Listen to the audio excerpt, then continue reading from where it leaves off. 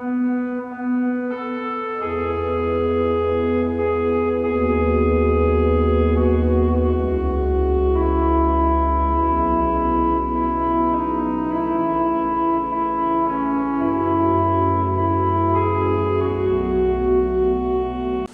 함께 볼 말씀은 마가복음 5장 1절에서 20절까지의 말씀입니다.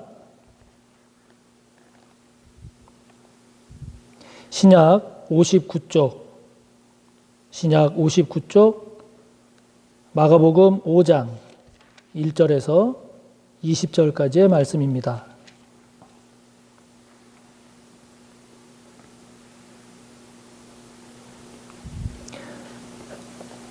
봉독하겠습니다.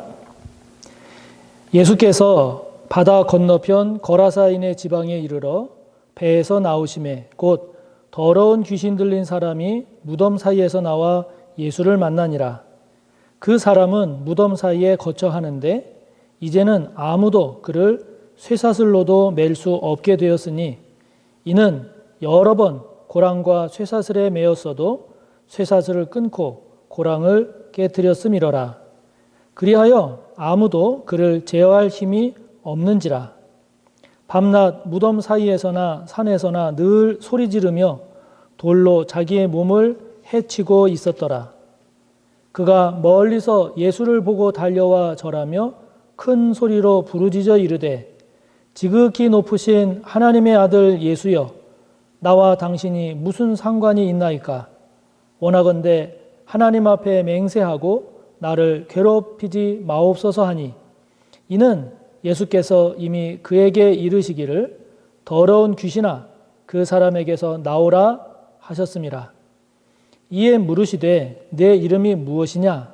이르되 내 이름은 군대니 우리가 많음이니이다 하고 자기를 그 지방에서 내보내지 마시기를 간구하더니 마침 거기 돼지의 큰 떼가 산 곁에서 먹고 있는지라. 이에 간구하여 이르되 우리를 돼지에게로 보내어 들어가게 하소서 하니 허락하신대 더러운 귀신들이 나와서 돼지에게로 들어가매 거의 2,000마리 되는 떼가 바다를 향하여 비탈로 내리달아 바다에서 몰사하거늘 치던 자들이 도망하여 읍내와 여러 마을에 말하니 사람들이 어떻게 되었는지를 보러 와서 예수께 이르러 그 귀신 들렸던 자 곧 군대 귀신 집혔던 자가 옷을 입고 정신이 온전하여 앉은 것을 보고 두려워하더라.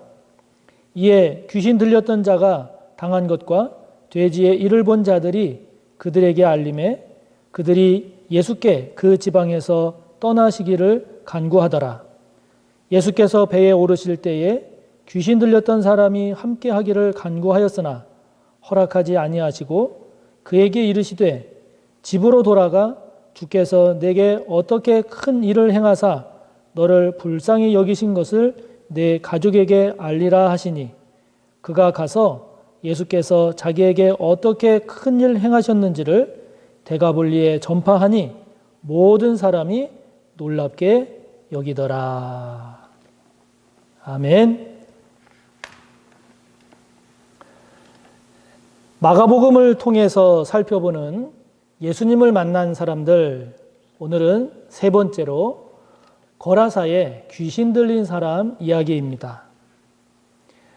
본문이 나오는 이 거라사는 20절에 나오는 데가볼리라고 하는 그 지역 안에, 데가볼리라고 하는 지역 안에 위치한 한 도시가 이 거라사라는 곳입니다.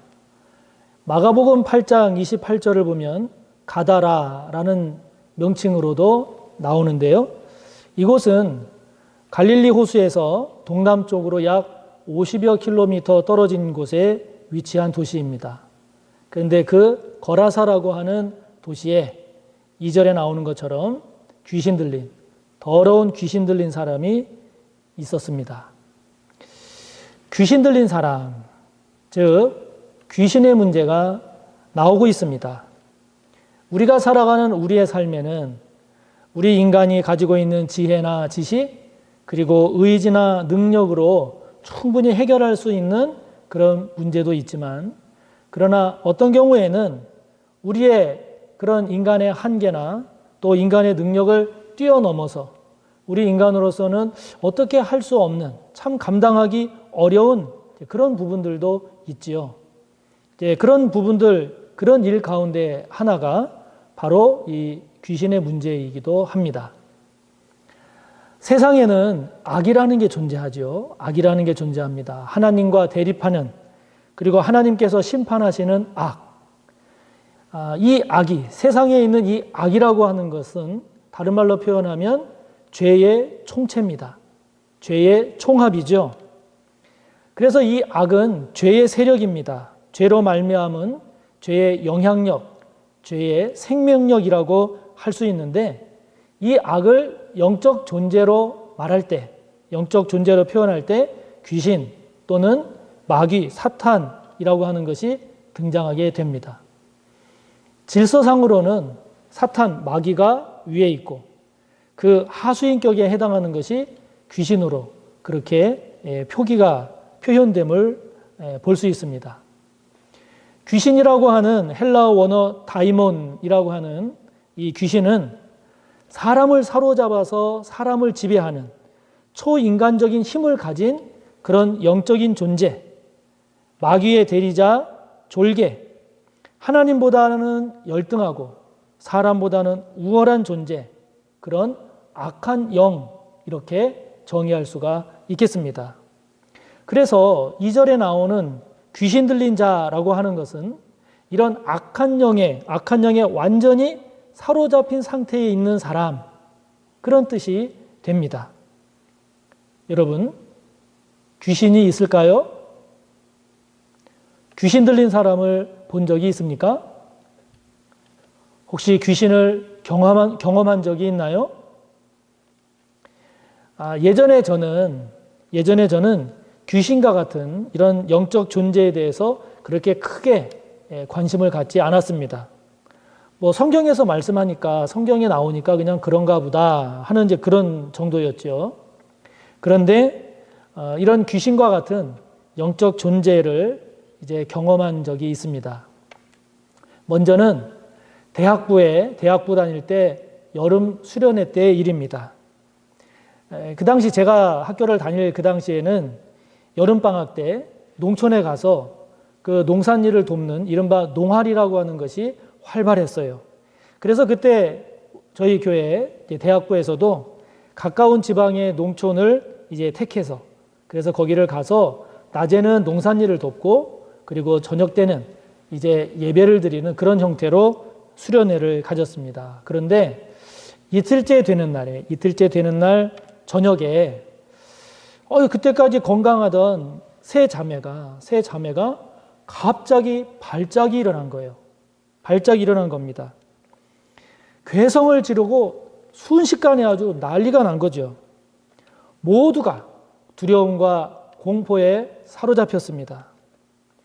그런데 지금도 생생하지만 바로 그때 그 상황에 하나님께서 함께 하신다라고 하는 평안함이, 그리고 하나님께서 함께 하신다라고 하는 담대함이 임했습니다. 그래서 거기 있는 이 형제 자매들과 함께 기도하기를 시작했고 기도하게 하셨습니다. 함께 모여서 이제 세 자매를 위해서 기도를 하는데, 누워있는 발작하면서 누워있는 세 자매의 뱃속에 마치 먼지를 가득 머금은, 오늘 본문에서도 보면 더러운 귀신이라고 표현하잖아요. 그런 것처럼 아주 그 더러운 먼지 덩어리와 같은, 그 먼지를 많이 머금은 솜털 뭉치와 같은 그러한 것들이 그 자매의 배에 가득한 것이 보여졌습니다. 보려고 한 것이 아니라 보여진 것이죠. 그러니까 이게 은혜인 거예요. 보여지게 됐고, 기도하는 가운데 그 기도를 따라서 그 더러운 솜뭉치들이 점차 자매의 뱃속에서 빠져나가는 것이 보여졌습니다.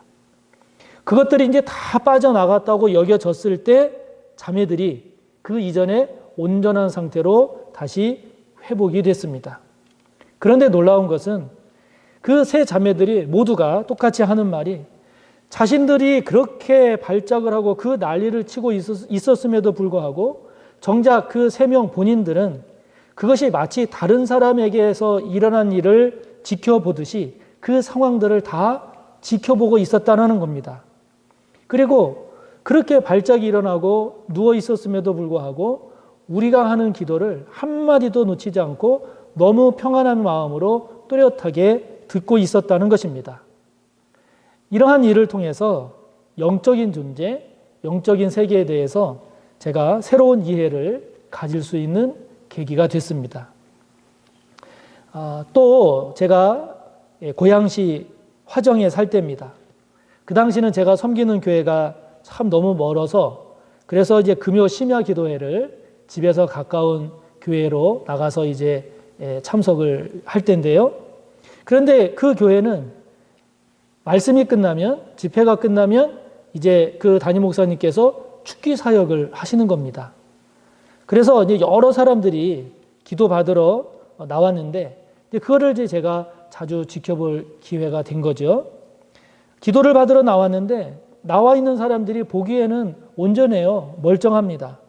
그런데 이제 축기 사역이 시작이 되는데 시작이 되면 그 진행되는 과정에 담임 목사님하고 귀신과의 대화가 진행이 되고 그리고 목사님께서 예수님의 이름으로 예수의 이름으로 그 귀신을 쫓아내는 명령을 내릴 때 그 서 있는 사람에게서 괴성이 나오고 소리를 지르면서 그 귀신들이 떠나가는 모습들을 보곤 했습니다. 사람 안에 자리 잡고 있는 그런 영적 존재의 모습을 볼 수 있었죠. 오늘 본문에도 보면 귀신 들린 사람, 그래서 귀신 들렸다 하는 표현이 나옵니다. 여러분 이게 뭘까요? 귀신 들렸다는 게 뭘까요?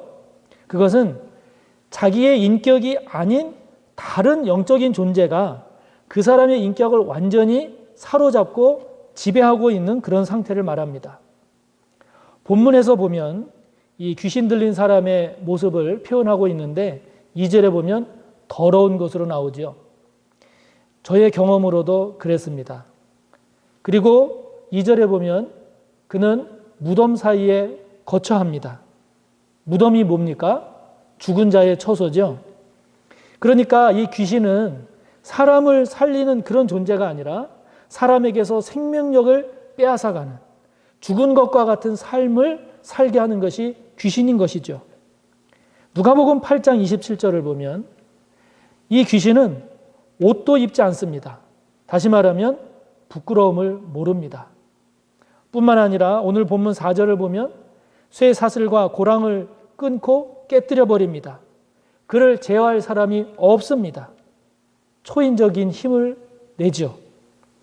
5절에 보면 소리를 지르고 자기 몸을 해치기도 합니다.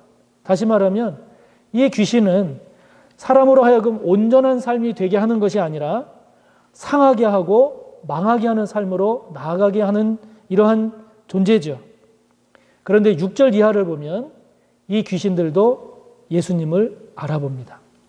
예수님을 알아보고 그러나 그 예수님을 결코 이기지 못하고 예수님께 굴복하고 마는 존재가 바로 귀신의 세력임을 오늘 본문은 말씀하고 있습니다.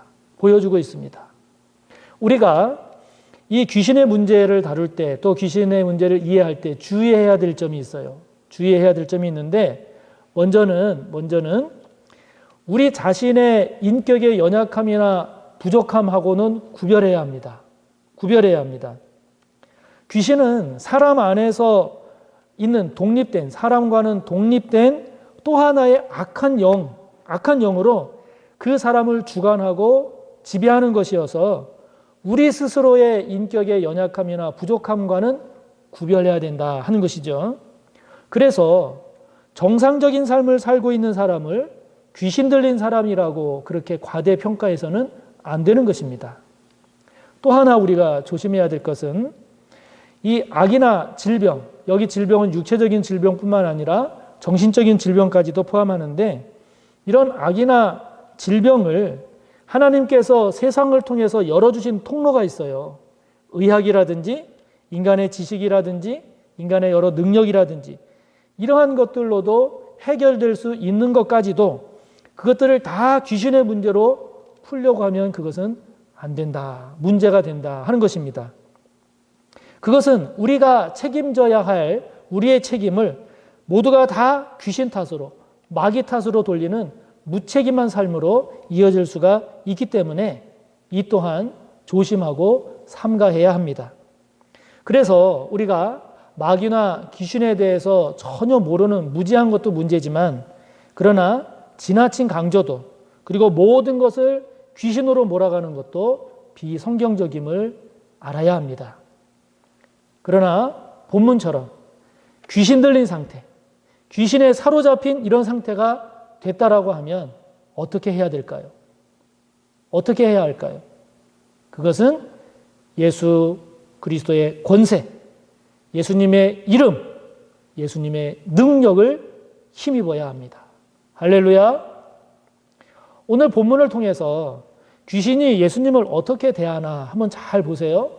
6절과 7절 말씀을 보면 그가, 즉 귀신이 멀리서 예수를 보고 달려와서 절하며 큰 소리로 부르짖어 이르되 지극히 높으신 하나님의 아들 예수여, 나와 당신이 무슨 상관이 있나이까? 원하건대 하나님 앞에 맹세하고 나를 괴롭히지 마소서, 이럽니다. 10절을 보면 귀신이 자기를 그 지방에서 내보내지 마시기를 예수님에게 간구합니다. 간청합니다. 12절을 보면 이에 간구하여 이르되 우리를 돼지에게로 보내어 들어가게 하소서 합니다. 다시 말하면 이 귀신은 예수님을 알아봅니다. 알아보고 예수님 앞에 절합니다. 즉 예수님 앞에 굴복합니다. 그리고 예수님께 간청합니다. 애원합니다. 예수님 앞에서 벌벌 떱니다. 9절 말씀을 보면 예수님께서 귀신에게 물으십니다.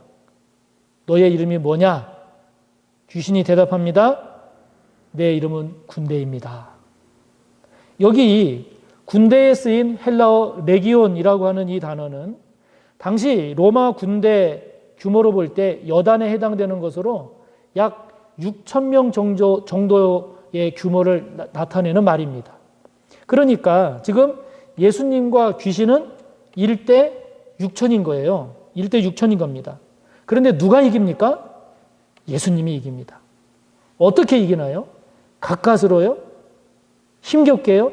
아니에요. 넉넉히 일방적으로 예수님이 이기십니다. 아멘. 그렇기 때문에 말씀을 통해서 우리가 알 수 있어요. 아, 우리는 귀신을 못 이겨도 예수님은 이기시는구나. 우리는 귀신에 비해서 매우 약하고 부족하지만, 그러나 예수님은 귀신보다 훨씬 강하시구나. 귀신이, 악한 영이 아무리 많고 세고 그래서 귀신 덩어리라 할지라도 예수님은 그것을 치유하시는구나. 아멘. 이 블룸 하르트의 투쟁과 소망이라고 하는 이런 책이 있어요. 이 책이 있는데 1800년대 중반에 독일의 메트링겐 교회 목사님인 이 블룸 하르트 목사님이 경험한 2년에 걸친 이 귀신과의 영적 전쟁, 영적 투쟁에 관한 실제 체험을 기록한 글입니다. 너무 엄청난 영적 싸움이었고 그리고 특별한 경험이었기 때문에 그 당시 독일 교회 종교국에도 보고가 됐던 내용입니다. 당시 28세였던 고트리빈 디투스라고 하는 한 독일 여성에게 일어난 이 귀신의 역사에 대해서 당시 평범한 목사님이었던 이 블룸하르트 목사님이 겪었던 영적 전쟁 이야기를 담은 책입니다. 이 여인에게 있어서 나타난 증세는 단순한 발작, 단순한 질병 차원이 아니었습니다. 이 여인의 발작은 굉장히 심했고 이 여인은 이상한 아주 심한 괴성을 질러댔습니다. 온 집안을 뒤흔드는 요란한 소리, 감당하기 어려운 무서움과 두려움으로 다가왔던 그 어두운 형체들, 여인의 입에서 쏟아지는 끝없는 피, 입만이 아니라 귀에서도 그리고 머리에서도 그 계속해서 쏟아지는 피, 쉬지 않고 끝없이 뿜어져 나온 피 뿐만 아니라 온 몸에서 나온 수많은 못 그리고 바늘들. 그 여인 속에 또 다른 인격으로 말하고 대답하는 대화들. 꼼짝 못하고 죽은 사람처럼 누워있기를 몇 시간 그리고 며칠씩.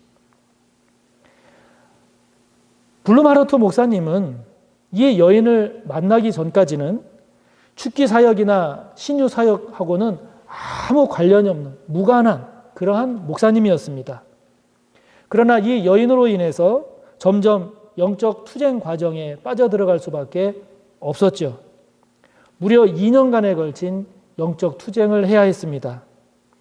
그 2년간 과정 지치기도 하고 그리고 힘들기도 하고 지루하기도 하고 어려웠던 그런 시간들이 계속됐습니다. 귀신을 쫓아내고 또 쫓아내고 귀신을 꾸짖고 또 꾸짖고 병을 치유하고 또 치유하고 단순한 잠깐의 기도로부터 몇 시간 또는 날을 새는 동안에 그동안에까지도 기울이는 그러한 영적 투쟁에 이르기까지 그러기를 2년 동안 계속했습니다. 2년이 지난 어느 날 그때 일어난 일을 블룸하르트 목사님은 이렇게 보고하고 있습니다. 새벽 2시경 자칭 사탄의 사자 귀신 악령이 부르짖었고 처녀는 인간의 목으로부터 나오는 소리로서는 가능하게 여겨질 수 없는 소리로 이렇게 외치는 것이었다. 예수가 승리자다. 예수가 승리자다. 2년간에 걸친 투쟁이 종지부를 찍는 시점이었다. 이 여인의 입에서 나온 예수가 승리자다 라고 하는 이 외침은 그 후 이 블룸하르트 목사님의 평생의 표어가 되었습니다. 아무리 귀신이 많아도 누가 승리합니까? 예수님이 승리합니다. 아무리 센 귀신, 악한 영이라 할지라도 승리자는 누구입니까? 예수님입니다. 도저히 이길 수 없어 보이는 그런 악한 세력과의 싸움에서도 승리는 누구의 것입니까? 예수님의 것입니다. 할렐루야. 여러분, 이것이 복음입니다. 이것이 복음입니다. 악한 영에서 우리를 구원하실 분은 예수님이라는 것. 더러운 귀신의 세력에서 우리를 정결하게 하고 거룩하도록 우리를 치유하고 회복시켜 주시는 분 예수님입니다.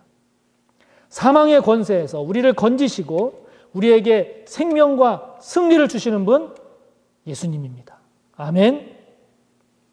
우리가 이 본문의 이 귀신의 문제를 보다 더 의미적으로 그리고 일반화해서 우리가 이야기를 하자면 우리의 능력과 지혜로 그리고 우리의 힘으로 도저히 해결할 수 없고 극복할 수 없는, 그래서 귀신에 사로잡힌 것과 같이 힘들고 어려운 상황이라 할지라도 그런 가운데서도 우리가 소망을 잃지 않고 승리의 비전을 바라볼 수 있는 것은 저와 여러분에게 이 예수님이 계시다는 거죠. 아멘. 예수님이 계시다는 겁니다. 예수님께서 우리 가운데 함께 하신다는 것이죠. 우리에게 예수님이 계시다는 것, 우리에게 예수님의 권세가 있다는 것, 예수 그리스도의 이름이 우리의 승리라고 하는 것이 귀신에 사로잡힌 것과 같은 그런 상황 가운데서도 우리가 승리할 수 있는 소망이 된다 하는 것이죠. 승리는 내 것일세, 승리는 내 것일세, 구세주의 보혈로서 승리는 내 것일세, 내 것일세, 승리만은 구세주의 보혈로서 항상 이기네. 아멘. 오늘 본문 13절을 보면 이 더러운 귀신들이 그 사람에게서 나와서 돼지에게로 들어가서 약 2,000마리가 되는 돼지떼가 바다를 향해 달려가서 바다에서 몰사합니다. 그 거대하고 강한 귀신이 그 사람에게서 완전히 떠나가게 됐습니다. 15절을 보면 귀신 들렸던 이 사람이 이제 옷을 입고 정신이 온전히 되어서 앉습니다. 다시 말하면 치유가 된 거예요. 정상을 회복한 겁니다. 승리한 겁니다. 할렐루야! 18절을 보세요. 18절을 보면 예수님께서 배에 오르실 때에 귀신 들렸던 이 사람이 예수님과 함께 있기를 간구합니다. 당연하죠. 저와 여러분이라도 당연히 그랬을 것 아니겠습니까? 그런데 예수님은 어떻게 대답하시나요? 19절을 보면 허락하지 않으십니다. 허락하지 않으시고 집으로 돌아가서 주께서 너에게 어떻게 큰 일을 행하셔서 너를 불쌍히 여기신 것을 너의 가족에게 알리라고 말씀하십니다. 예수님은 허락하지 않으셨습니다. 어디로 돌아가라고 하셨습니까? 집으로. 삶의 자리로. 저와 여러분이 은혜를 받았습니다. 은혜 받은 저와 여러분이 이제 어디로 가야 됩니까? 삶의 자리로 가야 됩니다. 저와 여러분이 치유됐어요. 저와 여러분 치유된 삶을 가지고 이제 어디로 가야 됩니까? 내가 살고 있는 나의 삶의 현장으로. 저와 여러분의 삶의 문제가 해결됐어요. 해결받은 저와 여러분의 삶을 가지고 이제 어디로 가야 됩니까? 저와 여러분이 살고 있는 저와 여러분의 삶의 자리, 삶의 현장입니다. 20절을 보면 그래서 그는 그의 삶의 자리인 데가볼리 지역에 가서 자신에게 베푸신 예수님의 그 권능과 사랑을 전파했습니다. 데가볼리는 본문에 나오는 거라사를 포함한 넓은 지역인데 여기는 이방인 지역입니다. 이방인의 땅, 주님의 복음이 전해지지 않는 그곳, 어둠과 사망 권세가 가득 찬 곳, 귀신이 사로잡고 있는 그곳에서 이제 그곳으로 가서 복음의 횃불을 들고 주님을 전하는 그런 사람이 되는 것, 그것이 주님께서 원하신 것이었다 하는 것이죠. 17절을 보면 이 거라사의 사람들은 예수님께서 자신들 지방에서 떠나주실 것을 간구합니다. 즉 예수님보다 한 사람이 치유되고 구원받는 것보다 자신들의 재산, 곧 돼지를 더 중요한 문제로 보고 있음을 알 수 있습니다. 그렇기 때문에 물질보다 예수를 만나는 것이, 물질보다 한 영혼이 예수님을 믿어서 구원받는 것이 얼마나 중요하고 얼마나 복된 것인지를 전할 사람, 그 복음을 전할 그 사람, 삶의 자리에서 이 은혜, 이 복음을 전할 일꾼을 주님은 원하신 것이죠. 그러므로 여러분, 저와 여러분 또한 그래서 주님을 다시 새롭게 만나야 합니다. 귀신은 떠나가고 질병은 치유되고 저와 여러분의 심령은 회복되어야 합니다. 악한 영과의 싸움에서 그리고 문제와의 싸움에서 예수님으로 승리하는 저와 여러분이 되시기를 축복합니다. 저와 여러분의 삶의 자리, 저와 여러분의 삶의 현장에서 예수님의 그 승리를, 예수님의 그 함께 하심으로 인한 은혜와 복을 전하는 증인이 되시기를 축복하는 것입니다. 예수님이 승리자이십니다. 예수님 안에 승리와 소망이 있습니다. 기도하겠습니다.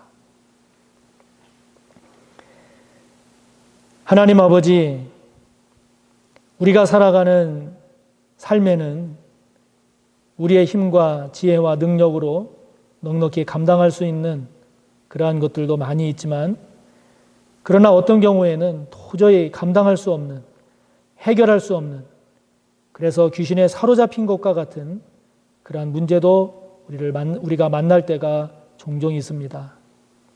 아버지 하나님, 그러하기에 그 귀신에 사로잡히게 되면 우리의 삶이 망가지고 상하고 파멸될 뿐만이 아니라 어둠 가운데 거하게 되는, 또 좌절하고 낙심하고 절망하게 되는 우리의 모습을 봅니다. 그러나 주님, 오늘 말씀을 통해 고백합니다. 예수 그리스도는 승리자이십니다. 예수님은 사망 권세를 이기시는 분입니다. 귀신은 예수 그리스도의 그 이름 앞에 벌벌 떠는 존재임을 고백합니다. 예수님이 승리자이십니다. 예수 그리스도의 이름이 승리의 이름입니다. 예수님 안에 거하는 것이 승리와 소망의 길임을 고백합니다.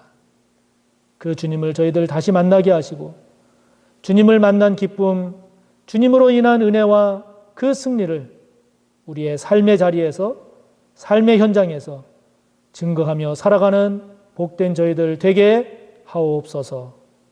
예수님의 이름으로 기도하옵나이다. 아멘.